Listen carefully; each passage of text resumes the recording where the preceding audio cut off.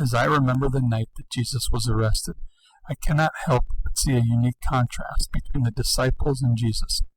Both encountered the same reality, but both reacted differently to it.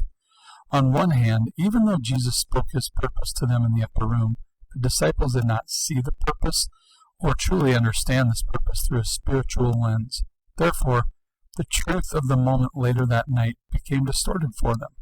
On the other hand, Jesus truly knew his purpose.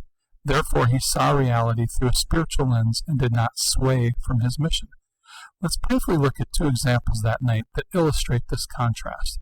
Even though earlier in the upper room, Jesus revealed to the disciples that they were all going to run away after he was captured, the disciples, by their own actions, did not grasp this purpose while at the garden.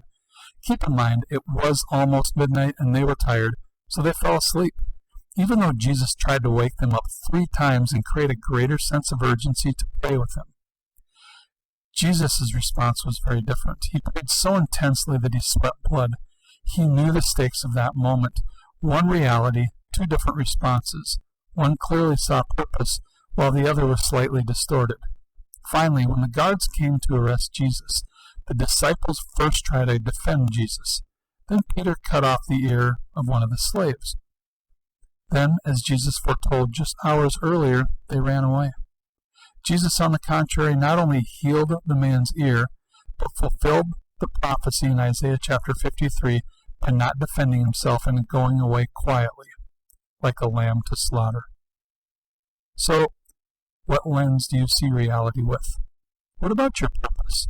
Is it crystal clear, or do you sometimes question your purpose in life? Well, you're in good company. The disciples also struggled with this, and Jesus still worked through them.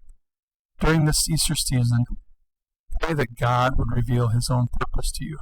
Consider making this a daily prayer. Then see how God changes your lens.